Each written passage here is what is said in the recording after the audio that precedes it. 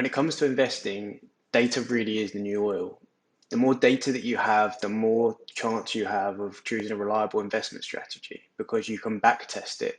Say, for example, you decide that you only want to buy shares on a Monday. You can look at all the historical Mondays and see if the share price is increased. This is obviously a very simple one, but as you go through the course, you can find more complex strategies and look at historical data and see if it's right or wrong. So when it comes to choosing a data provider, obviously this is a beginner's course, so I'm going to focus on the free data sources. Now, most people in the investment management industry will tend to use what's called a Bloomberg terminal, but this can cost up to £24,000 a year. And truly everything that's on there is usually free, available online throughout the internet, but they just consolidate it all in one place.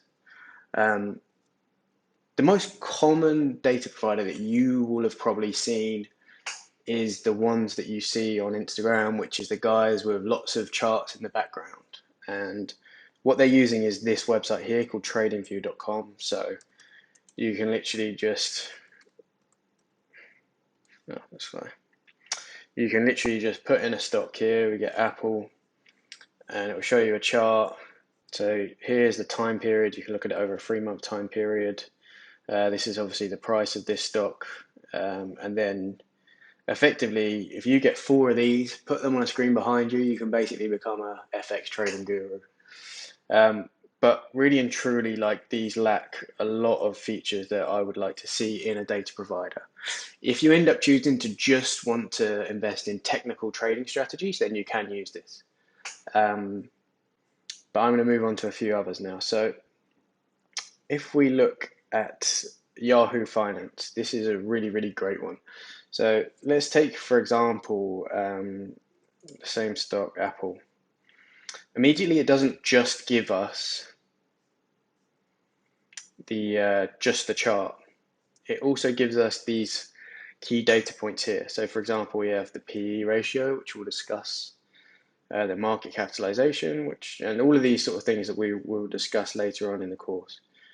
As well as that, you can go, if you want to just do the chart, you can see conversations of what people are saying about it.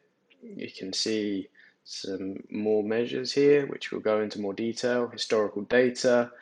Analysis is another great feature here because it gives you the estimates of what, for example, people in the banks who provide most of the investment research are predicting the stock to go, whether it's up or down or how much it will grow by.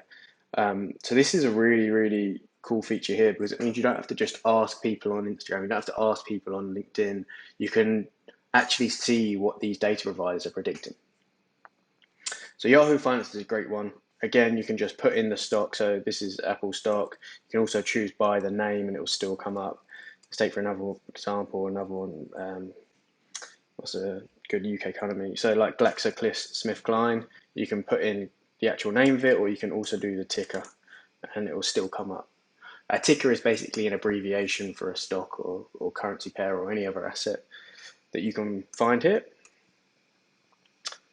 Moving on to the next one, we've got MSN Money, and it's a similar sort of thing. You get some market summaries, you can look at the big indexes, and then you can also search for a particular stock again. So we look for Apple, and we'll get similar information to what we got on Yahoo Finance. Obviously, there's some differences in what they provide, so you can just check those out and see which one suits you best. Moving on now to some sort of more, this is all like quantitative data, these two that I've just shown you. This is like actual, for example, their earnings, looking at the charts, which I know a lot of people like looking at when they first get into it and doing that technical analysis. But if you want to find out more about like what's actually going on in the world, what are people talking about, what are the big things moving the economy, then we have two here. So we have, for example, the Financial Times, which has a free version, so I think you can read like 1 or 2 articles a day. Obviously, with the other two, it's completely free. And with the Financial Times, you can just sort of look at whichever part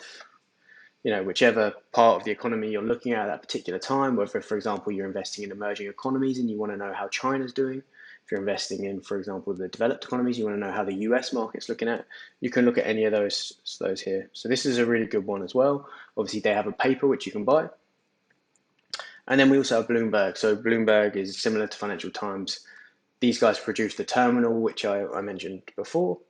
And again, they just have lots of really good data. You could sort of look at all of that stuff. And then another great one is the Bloomberg TV. So if you just scroll down, you get this Bloomberg TV. And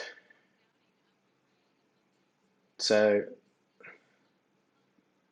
a lot of people would like, for example, to have this up. So, straight away you can already have your own little trading setup. Like you could have, for example, Bloomberg TV in the top right hand corner of your screen. So if we take this off, maybe you want Bloomberg in the bottom right hand corner, and then maybe you want Apple's stock price, and then already you're starting to build your setup and you're monitoring the price of this while watching what's going on Bloomberg TV.